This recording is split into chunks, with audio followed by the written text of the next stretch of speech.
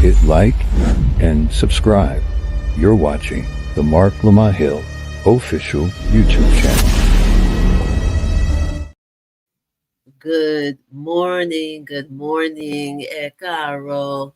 So good to have you all back. Welcome back to Ascending. I am your very happy host, April R. Silver, and we are back with an amazing program. We want to give you all a minute, like we always do, to tell your people to watch.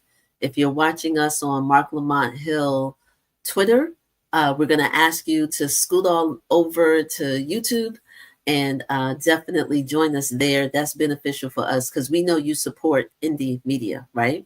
So to jump right in, before I even talk about our esteemed guests, I want to do what we normally do, which is to thank you all, yes, but also we do something called Bookmark. Actually, we have two new openings. We do Bookmark and we do Black Media Shoutout. So for the Bookmark, this is a book, I have to admit, I have not read cover to cover like the other items that I feature, but this one, given the topic that we're talking about today, is called Fidel and Religion. Castro talks on revolution and religion. And this is from 1980 something. So actually, I wanted to, I didn't read this cover to cover. I got this like decades ago. But given the topic that we're talking about, the Latin or Latino community, you know, just bear with me. You'll see the connection.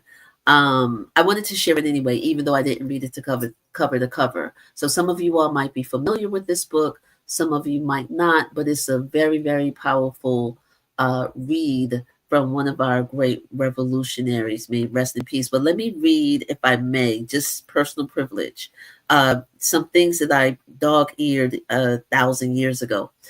Castro in this interview says, people who are concerned about obtaining material possessions, pleasure, or rewards try to save their lives, not sacrifice them.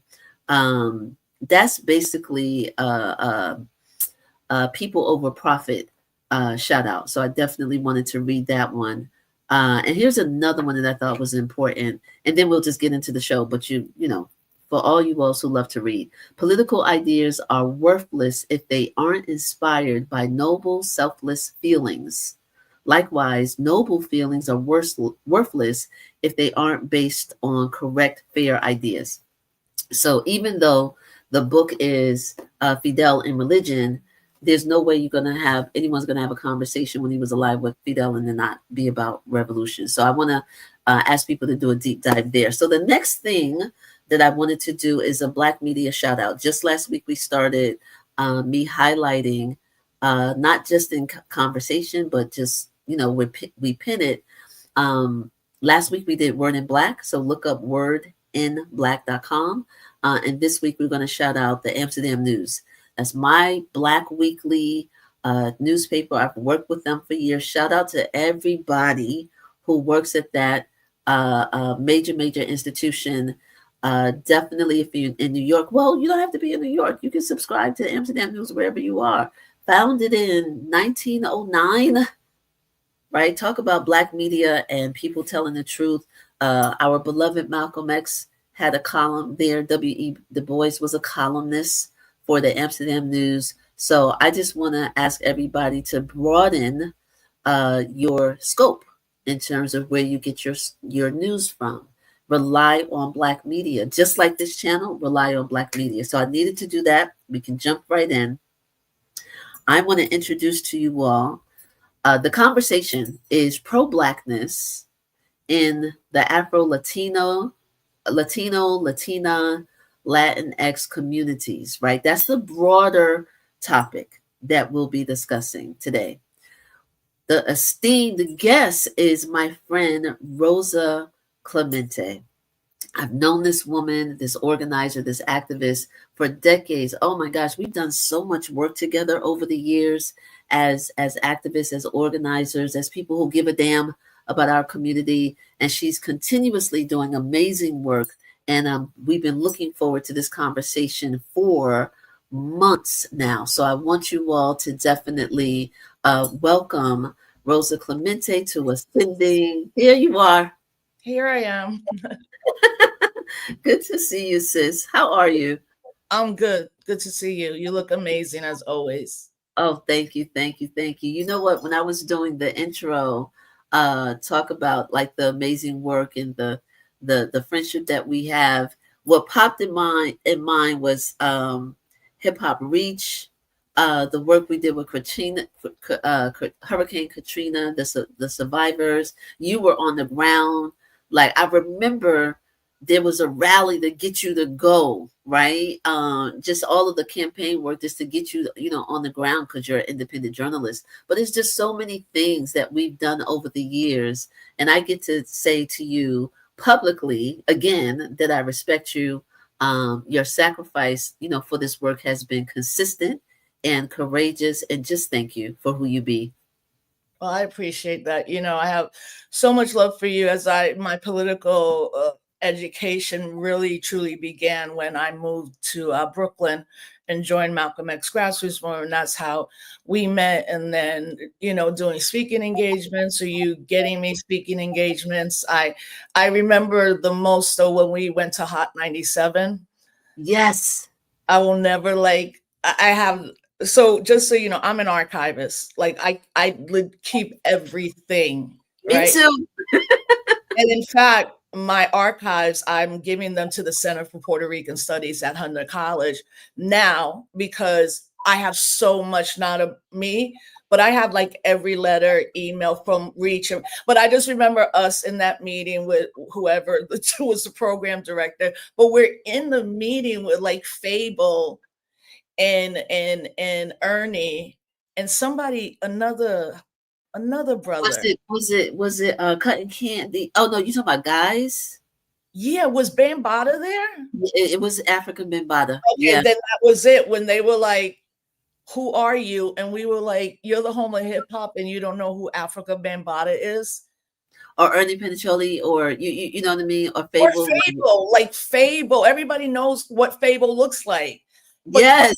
Cotton Candy was with us, and then a homie, an Asian brother. I can't remember his name, but that's John, what John. That was John. John that's what I always to everybody from Hip Hop Reach. Yeah, I'll never forget that meeting. I was like, "You're ridiculous. Why?" Like, yeah. But and speaking of speaking engagements, and we'll jump into it. But where were we, Rosa, when we were on the road and we were sharing a hotel room together? We were at a speaking engagement. It was some conference somewhere in the South. Do you remember that? We've done so much. We've done so much. Yeah. But my love, my respect knows no bounds.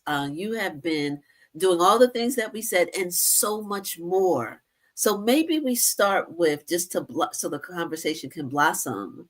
Maybe we start with your work now, because all of this community organizing on the national level, you're globally respected, and you made the decision to go to the academy. You are finishing up you will soon have your PhD from the University of Massachusetts at Amherst. Tell us about that journey, what you're working on, what's the dissertation that's forthcoming, and then we can blossom the conversation from there. Cool? Yeah. So after I ran with the Green Party as vice presidential candidate, when the campaign was over, I moved. My husband, my daughter Alicia, and me moved back to New York City, i.e. the Bronx.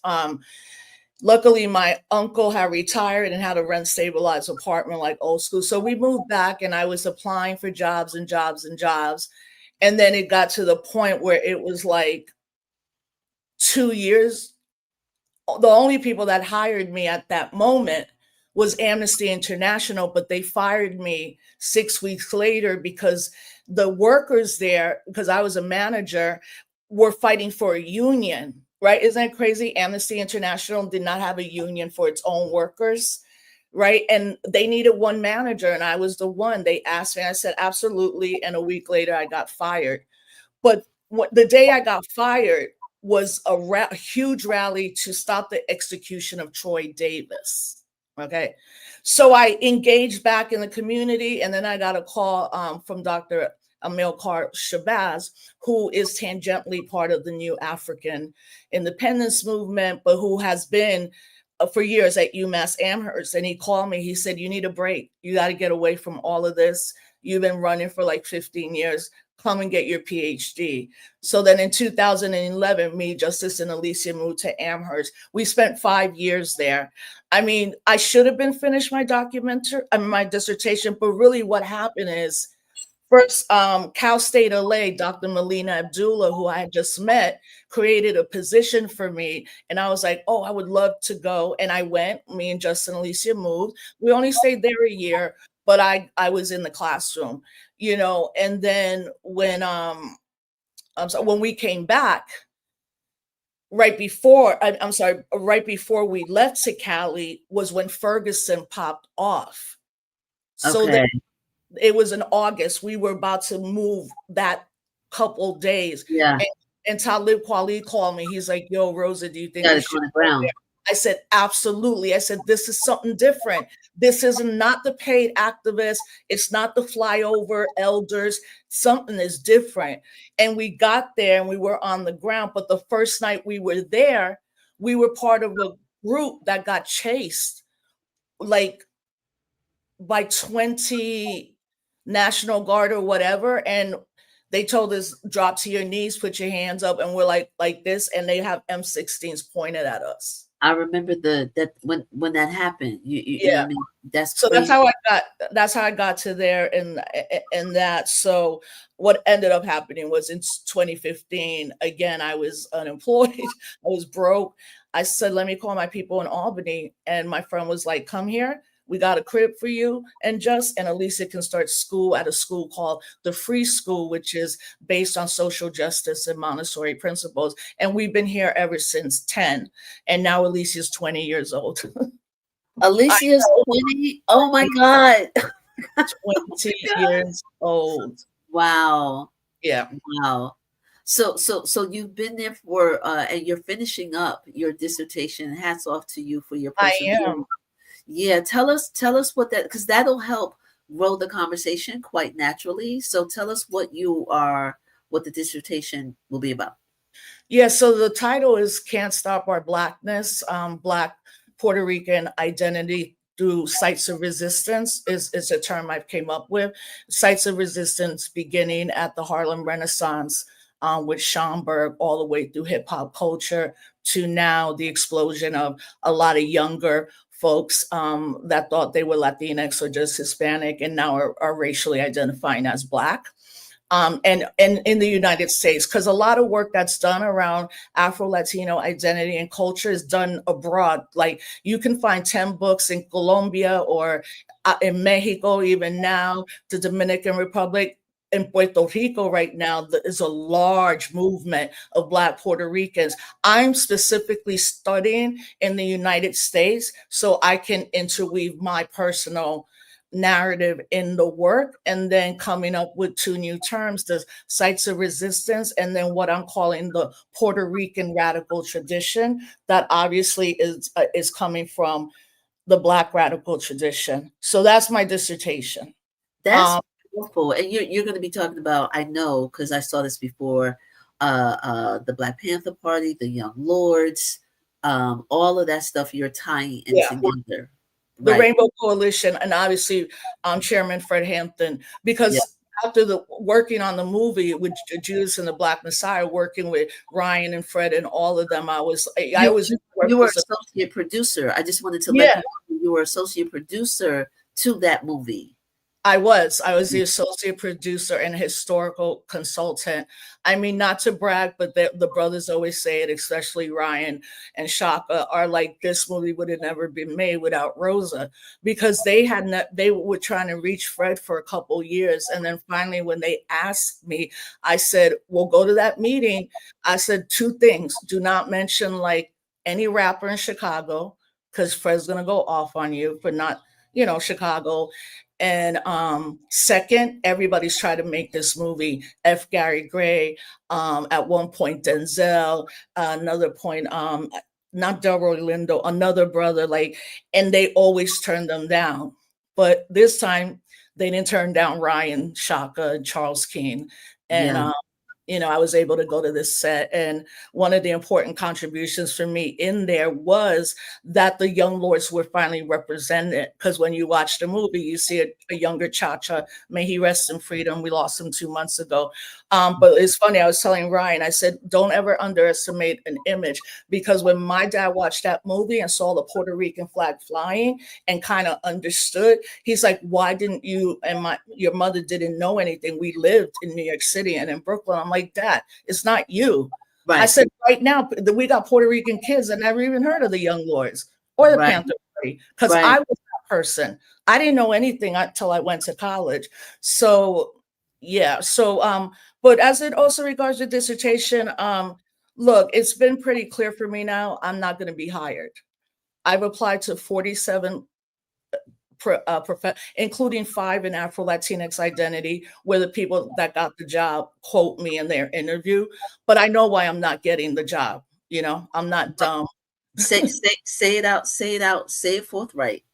Yeah. And it's like we used to say in the 90s, right?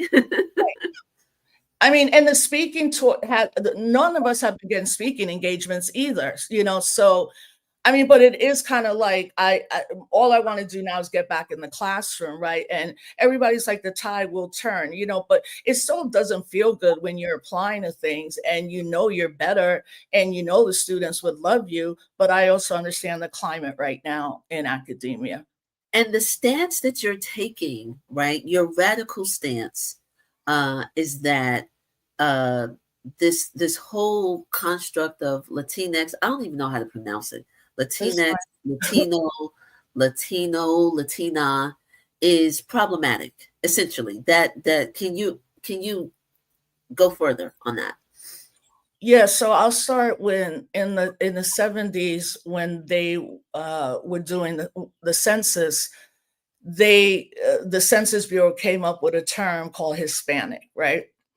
And for decades, we deconstructed that, because what they mean by Hispanic is harkening back to Spain, the country in Europe, and that's it. So then you begin to see in the 80s a new term emerging, which is this Latino, right? So it is gendered, because in the Spanish language, O is male, A is female. X now has been a good intervention, because that brings more of a queering of it, because it's non-binary, right? When you say Latinx, right? So it began, and then as always, these terms begin, they're really coming out of academia, because even to this day, if I go to the city and I go to the Bronx and I'm like, oh, you're a Latinx, they'd be like, no, I'm from the Dominican Republic. You don't know anything, So this term, I always argue, was not chosen by us. It was imposed on us. That part. Right. And then also, as someone as a Pan-Africanist and a Puerto Rican nationalist, but specifically a Pan-Africanist, Latin means nothing. It's not a race. It's not an ethnicity. There's no land called Latinx, right? Right. So that's why I've been pushing back. Now, like I said earlier, I think everybody's journey in our community around identity is very personal. So I'm never a person, if I'm sitting with people and they're like, oh, but I'm Spanish, I'll be like, no, Spanish is what you talk sometimes, not even Castilian Spanish. Again, who imposed that language? The colonizers, You're not going around like this to people. No, I've never done that. Right. Because it's Latinos for decades, like mainstream Latinos to this day, they don't like me. It's not like I'm in those circles. It's always been more African American, Caribbean people that are like, oh, Rosa, yeah, you are people too. Yeah. So this imposed term has no power. It's not a political power. And in fact, in this term as well, Puerto Ricans are usually erased, because geopolitically, we do not fit into that. Our relationship is is exactly like the African American experience in this sense. We're citizens, but treated as second, right? Yes. Every 4 years, Puerto Ricans on the island cannot vote for the president. So every 4 years, you have a disenfranchisement of 2.1 million people, right? So that's kind of the nuance. So I speak more to it within a Caribbean, right? Like Puerto Rico, Dominican Republic, Cuba, those are the kind of things. But these words, again, I always think of white supremacy, where it's like divide and conquer. But really, Malcolm, when he said, "Who taught you to hate yourself?" Why are you using this term? For what, for who, and why? Right. Right. And the pushback to you, that point of view, um, has been long-standing and is still current. And then you're going to be, in a short period of time, a person with with a doctorate in this. Do you think it's going to change? Do you care? Like, where does your work live once you become you're already a scholar, so I'm just saying, the organizer that you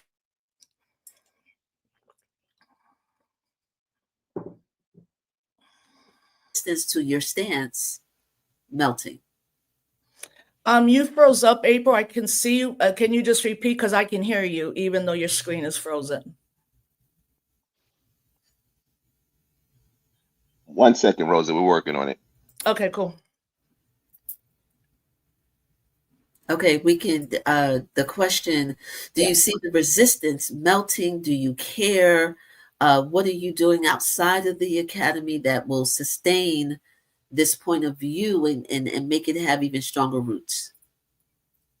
Yeah, look, I went and got the dissertation for myself, not for anybody else, not to get a job. I went and got my dissertation because I was born and raised in Black studies. And I knew that our elders were going to slowly leave this plane. And in fact, I lost Dr. Turner, then UMass Amherst, we lost Professor Strickland, we lost Professor Bracy, we just lost another brother. And, coming up in Black studies, it was my mentor, Dr. Gordon at SUNY Albany, that then got me to Cornell in Africana Studies with Dr. Turner. And Dr. Turner was like, this is why, quote, at that time, like Hispanic or Latino organizations don't want you. You're talking about being Black. He's like, even African Americans are going to push back at you. But my experience has always been that particularly the African American political and the peoples and against Caribbean, like they embrace me. And I will never, ever, at this point, I'm 52. I don't have time for that. Like who you like, I don't care. I was born in Black studies. I've been around more Black people in the African American ethnicity since my entire 30 years, right? And obviously being part of Malcolm X grassroots movement and everybody I met and all the work I've done has always embraced me. So I used to care back in the day, but now I'm like, whatever, like y'all want to act like you're special. Wait till they start coming for you. And look at us now. But I also encourage people to look at the color of the immigrants they're coming from. Like they're not arresting Argentinians. They're not going after white passing Latinos. Every person is either indigenous or straight racially Black from these countries, right? Yeah. And that's what we're seeing right now. Yeah. That is that's the truth. You always speak truth. And since you touched on the current state of affairs, one of the things, even though we skew a lot of arts and activism here on Ascending, we had amazing guests for National Poetry Month, but it really is the arts and the activism. And we never shy away from all of this fuckery that we're dealing with, this Trump administration.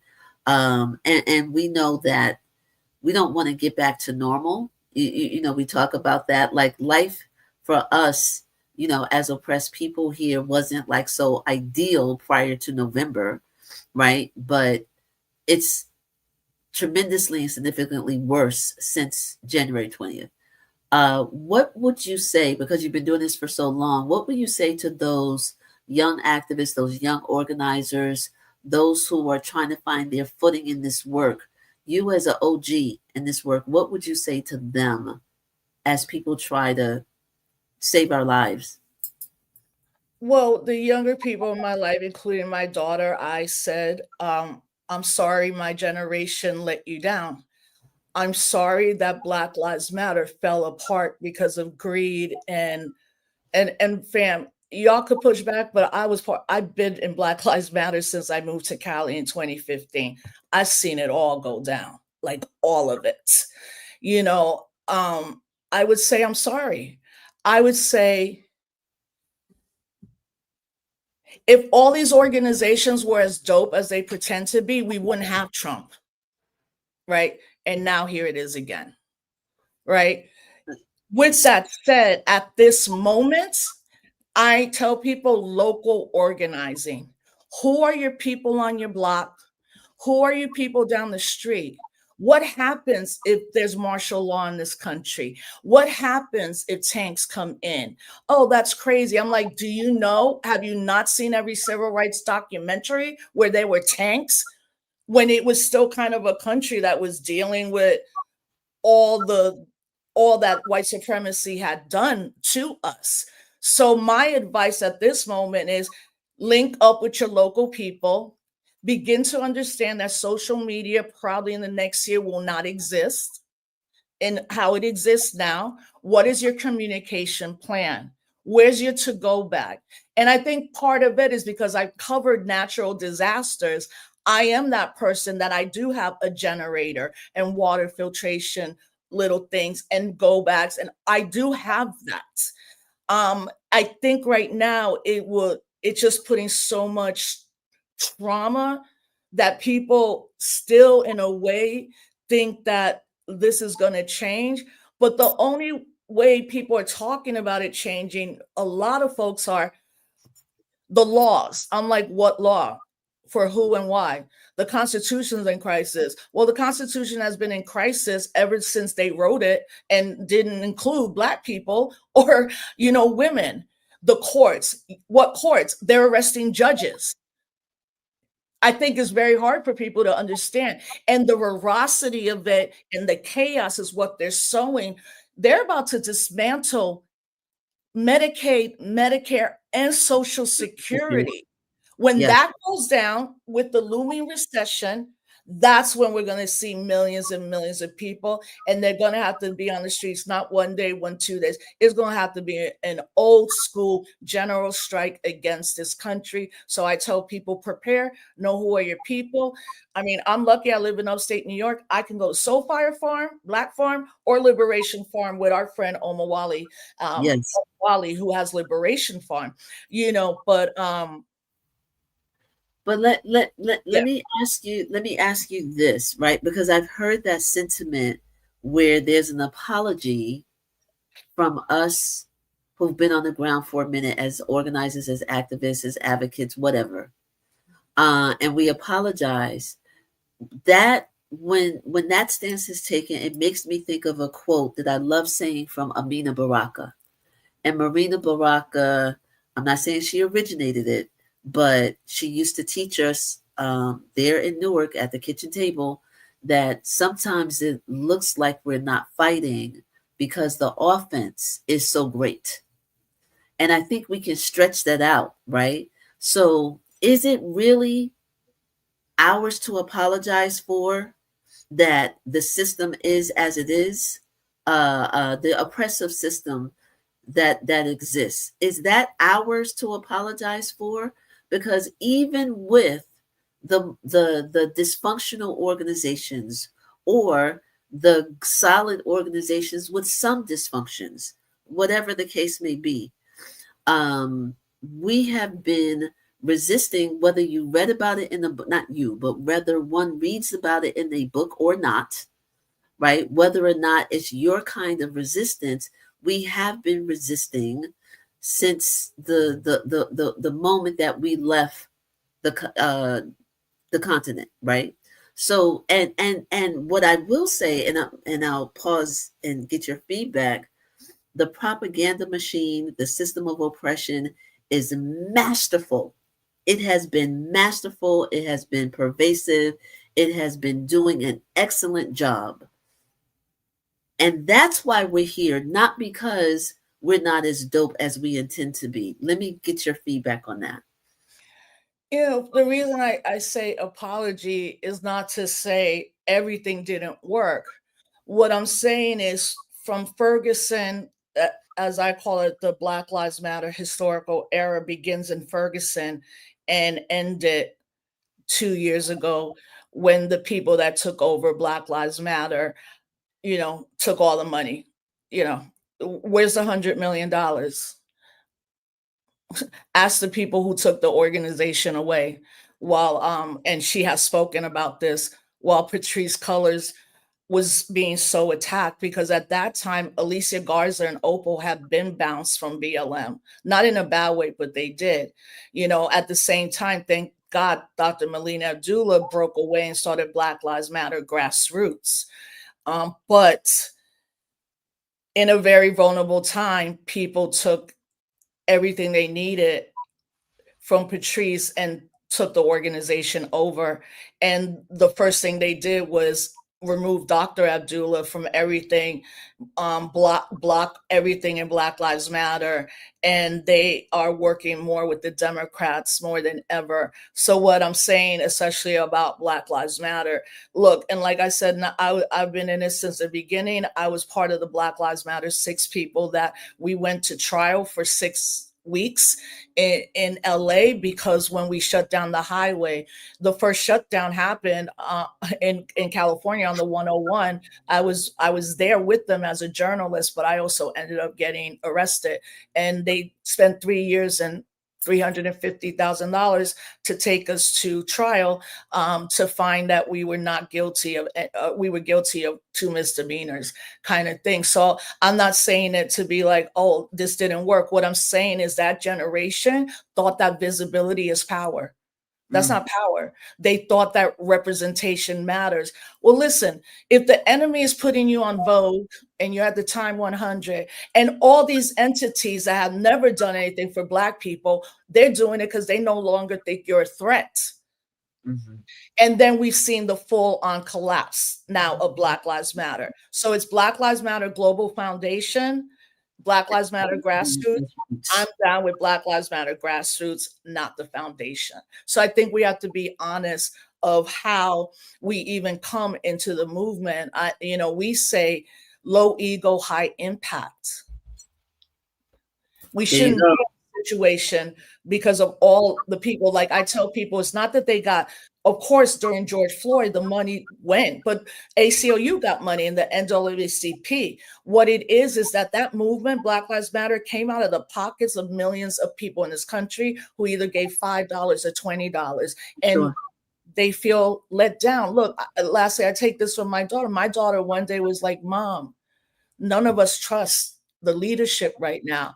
And I said, well, then it's you and your generation's call to do something radical different in the future. I would agree, and I thank you for that clarity. And all of some of what you talked about, I'm aware of, but I don't have the details, like you do.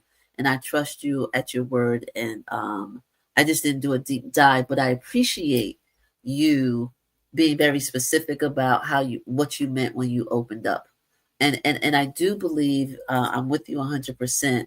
And we know this to be true just historically, that the current generation, and not to be ageist in any way, but we need refreshed leadership for sure. And even beyond that, more deeply, we need people to be informed and educated about what it is that we're doing. And I love, low ego, high impact. That's important.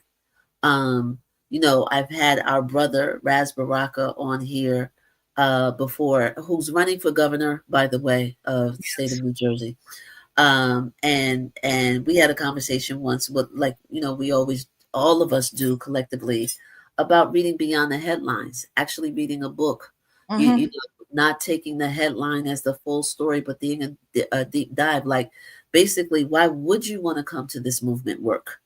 Why Right. would you sacrifice if you haven't done more than read the headline? Yes. Yeah. Absolutely. You know, and look, this generation, like you said, they don't read. Like all my professor friends are like, it doesn't even matter about a book. They have no attention span. They think TikTok is information. And I think that's what the powers that be wanted. Like, again, just massive amounts of disinformation. But also with this younger generation, I've said to them, I said, listen, don't step to me like that. You want to talk about receipts? We can talk about them right now. But I put myself in a position of that generation to be a mentor and, an elder to them. And I'm totally fine with that role, but don't become in our generation. If there's things to apologize for, we will. Like I said, I've done that. I said, but don't be coming at us like this, because we didn't have any money and we stopped how much stuff from happening. We got the Rockefeller drug laws removed. We stopped juvenile prisons being built. Any political violence against Black people via the police, we were there throughout and still are. It's a disrespect. And I was like, do not disrespect what we've done. And it's like we didn't pass the baton on, but I think what we didn't push enough is that I think we collectively should have pushed more, especially us as women, to break the constant patriarchy, sexism, and misogyny. Not us as women, the men, many of the men in hip hop of our generation who might have been talking a good game, but were not, and have been sexist and misogynistic. And, there again, well, I'll say this to end on this point. Also, we don't have a national movement. I'm not saying that's a bad thing, because actually the decentralization of a movement allows everybody to come. But I think we should always talk about what the Nation of Islam says. Come for the fight. If you don't agree on one path, come together in operational unity of the goal. And what's the goal? Liberation, to be free. So it goes back to what you started at the beginning with what I said, local organizing. Yes. Yes, I think that's important. And we speak in general terms. I know somebody's going to be like, but not everybody. We're not talking about every single person is coming at Gen X, to be specific, Yeah. with whatever. We're talking about the ones that do, right? But here's the thing, and we could talk forever, but maybe this is a good way to kind of close out. I have long been amongst those who were like, I don't want your work. I don't want your sacrifice. I don't want your whatever. If there's no humane, integrity-based, good character foundation, it just the quote that I read from Fidel Castro to open up this episode. We suffer when people are here just clocking in, but they're not doing, like my sister said the other day, they're not doing the inner work. And Sonia Sanchez admonished us actually earlier this year. Basically, over time, we've got to do what we need to do to take care of our mental, to take care of our spiritual, because we can't come to this movement work broken. It might work for the day, like thank you for that research or whatever, but over time, there's a disservice that is happening when we don't balance out. I'm not talking about checking out all the time, but balance out the inner work, the interrogation of our feelings, our emotions, our ego. All those things matter so that the foundation of this movement work, this activist work, this organizing is sustainable. Would you agree? Yeah, absolutely. I mean, I've always been a person that I do take breaks, and I'm good with that. But even with that being said, look how sick a lot of people we know in our generation have been. I'm an example. A lot of people are examples of what our elders said. Don't, if you don't take these breaks, or you keep going and going, it's going to hit you. And especially as a woman, Yes. and then, all the issues we have to deal with. So I've kind of been good at that, like, because my ability to walk has been hindered. I was kind of, when everything started pop off, I was a little bit depressed, and then I was like, no, do what you always do, bring people together, have conversations. How can I mentor somebody? And that's what I've been doing through my show, Disrupt the Chaos, just bringing in the people that I love, and that I've looked up to, and they don't have to be my generation, because I look up to a lot of the folks in the millennial generation. And as a Boricua, what's happening on our island is something I never thought I would see. So I am fully optimistic of what we can do, but we also have to be real and be like, we might be taking some losses. I also lastly would encourage people to understand their next people they're coming after is what they're calling organizers and activists. And the first way they're doing it is removing all these monies, and the National Endowment of Arts, the National Institute of Humanity, all of that has been dismantled. A lot of nonprofits that we know and love are about to fold, right? Yeah. So that whole nonprofit industrial complex thing is kind of done. And it's also, lastly, we have to understand that these spaces, which we still should use them, are surveilled by the state. But yes, coming out of a generation that understands COINTELPRO. Yes, that part. This is good, and this could be taken away and turned on you. Yes, absolutely. That's what the younger generation, that's why I talk to Hoobers, like, just understand that at any time, they are straight coming on the street and basically kidnapping folks. They're disappearing folks left and right. But to your point, Rosa, for real, when we started organizing, and the elders before us, there was no tool. There was not even a freaking pager. There wasn't, like, what are those things you call when you do the flyers and you got to roll them on the machine, and like ditto copies? I can't even think of it. A mimeo. Was it called? Yeah, mimeograph. But this is what is but this is what's encouraging to me, right? What, to your point, all of the different universal movements, not just here in the United States, but all over the world, we push back, and with whatever resource that we can put our hands on, and we communicate without the phone, without the internet. We've been doing it. The internet and the cell phones and mobility, all those things are relatively super new compared to how we have communicated for years. So I'm actually encouraged that we have precedent, that we have historical context, that we can look back and go back. How did our, not just Gen X for sure, not just baby boomers, but how did people before us survive and live and organize and communicate and all those things? That's what we have to look at, and we can be encouraged. Would you agree?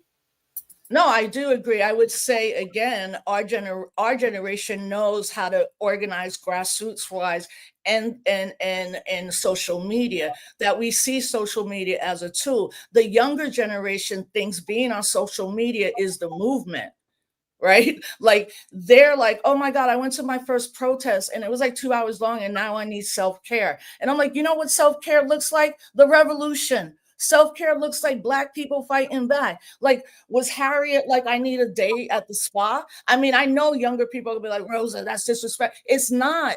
It's like, because we also, these kind of marches, they got to be in the millions. It can't be like 500 people screaming at a building. Like, we really have to be clear on what is coming down the pipeline. And lastly, I know April froze up, y'all. So, but I will say this: what we've seen, the clampdown on campuses, and everything about Palestine and Gaza. What we are seeing is that Israel and the United States empire are crumbling, and they're trying to figure out how to come together to stop. And they've done that with the work to stop the genocide, the extermination, the starvation. But April, look, you have protests at Howard, we did in Albany. In what world, when we were doing our stuff, were police on our campus? Never, ever, right? Look, they are destroying thousands of young people's lives. A lot of them are expelled now, got to go to court, or as we know, the brother Mahmoud, and are sitting in Jena, Louisiana at a private detention center that nobody can go to. You know, so I would just say this, even though what I'm saying, it might seem Debbie down, I know I'm not. I'm saying the truth. Our elders would say, this is the truth, this is the information, now go do the work. So I am always optimistic about our people. I know when we fight, we can win. I just want people to know that also, again, younger people, things don't happen in a month. Like, all of us worked to free political prisoners for 30 years, and now we're seeing them come out because it was a 30-year movement. Yeah. I hope you can hear me now. Yeah. I know. Okay, good. I heard every word you said. I heard every word you said.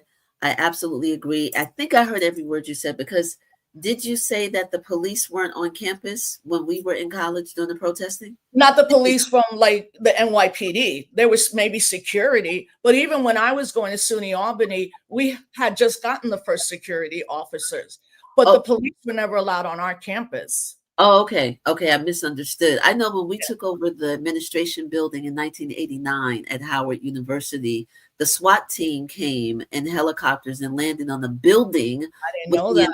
To kill us. We have pictures. It made international news because they sent the SWAT team to kill us because we had occupied the building. So, but Amiri Baraka taught us right after that. He was like, they've killed students for less than this, right? Yeah. So we, again, historical context, during the research. So we know where we live. That we are even speaking today is a freaking miracle, and I'm so grateful to all of our freedom fighting ancestors and our contemporaries and the future ones. Rosa, I don't know how to end this, but we have to. We have to. I'll be back. Anytime you want me, I'll come back.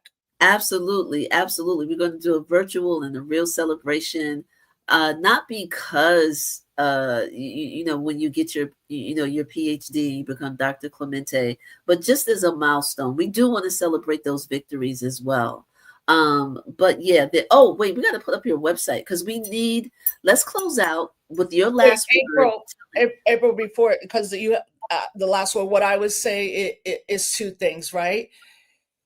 They've been trying to erase us since we were brought here. Never going to happen. And what Frantz Fanon says, do not let the system take away your joy. Do not let the system take away your joy. That part. Everybody break out the fans, get boots on the ground, right? Yeah. But tell us about Disrupt the Chaos. Then we'll close out to our other segments. Tell us about that. Yeah, so Disrupt the Chaos is a 7 p.m. show that comes via StreamYard, that's sponsored by Cooperation Jackson, the organization I'm doing work with. I encourage everybody, and I encourage y'all to bring on Kali Okuno. And what's happening in Jackson, Mississippi is something that I've never seen in my lifetime in all the good ways. So Wednesdays at 7 p.m. And then my social media is everywhere. Just put my name in it. And yeah, that's how you folks can find me. And your website is on the screen, rosaclemente.net. Yes. So definitely, Rosa, we thank you so much for not just today, this moment, whatever, but just the decades worth your sacrifice. There are untold sacrifices.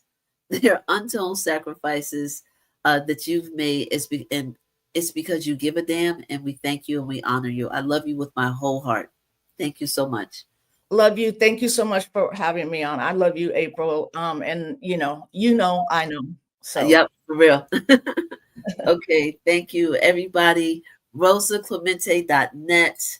Don't just look her up, or follow her on social media. Check out her weekly podcast. You'll be doing yourself a favor for sure. We're gonna close out with a couple of penance, if I may.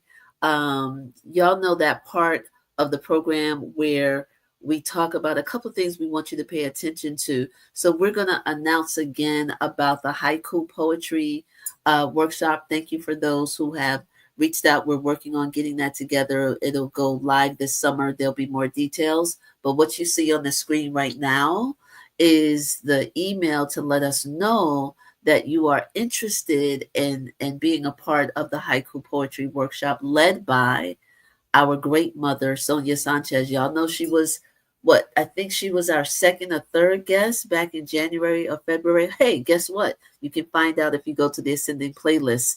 The video, the replay is still there. So again, Team Sonia Sanchez at AquilaWorksSongs.com is right on your screen. But if you're listening and not watching, that's Team Sonia Sanchez at AquilaWorksSongs.com. And the other pennant that we have, we didn't get a chance to share this last week. But if you're so inclined or inspired, there is someone who's very close to me, Safia. Let the family know about a GoFundMe campaign. You see it on your screen.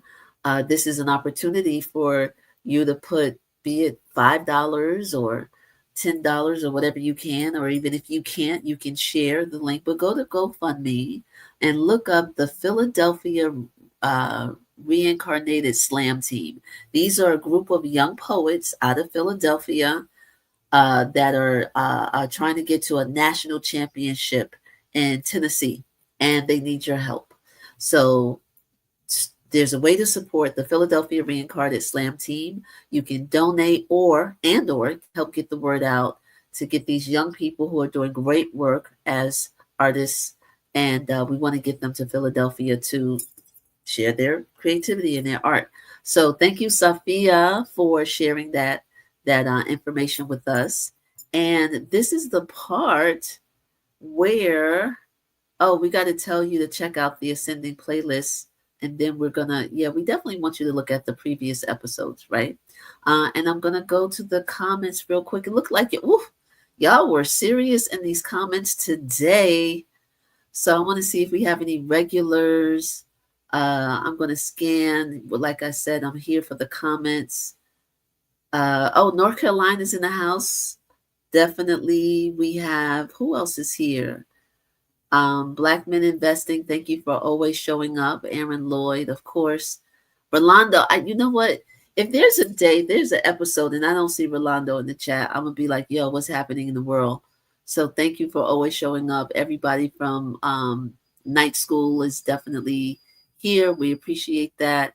And I think that is pretty much the major stuff. To my producers, if there's something that I missed, a comment, or a question or whatever that you all pinned and I didn't see it, definitely. We're going to have a time where we're going to do some back and forth and Q&A. That's coming as well. We're developing elements of the show. We still have the resource page coming. So we just want to let you know, if you're watching on Twitter, always, you can start there, but go over to YouTube. Thank you to my team, to the Night School community. I was looking to see if some other people were here, but from what I can tell, I think we have a lot of new people. So welcome. We are here every Saturday at 11 Eastern on Marc Lamont Hill Official. I'll always be back here. Yes, you people now, officially. So we thank you for monitoring, Rolando, the comments and the way that you do. We appreciate you. And just everybody, tell your people every Saturday at 11 a.m. Eastern, right here. We are on episode like 17 or 18, and we ain't going nowhere. As long as y'all like it, we love it. And it's my honor to be here. So we will see you next week. Next week, we have Byron Hurt, the filmmaker. We're going to be talking about hazing. We're going to be talking about hazing beyond fraternities and sororities. Byron Hurt, my dear friend, did a film on hazing, and he has a series where you can watch his film. It was groundbreaking. It took him 10 years to make. So I'm telling you, if you care about living and questioning what we do to get in some of these organizations, be it fraternities or sororities, white or black or whatever, then next Saturday, the 10th, is where you want to be. So thank you, everybody. We're looking forward to a lot. We will see you next Saturday on Ascending. In the meantime, stay up.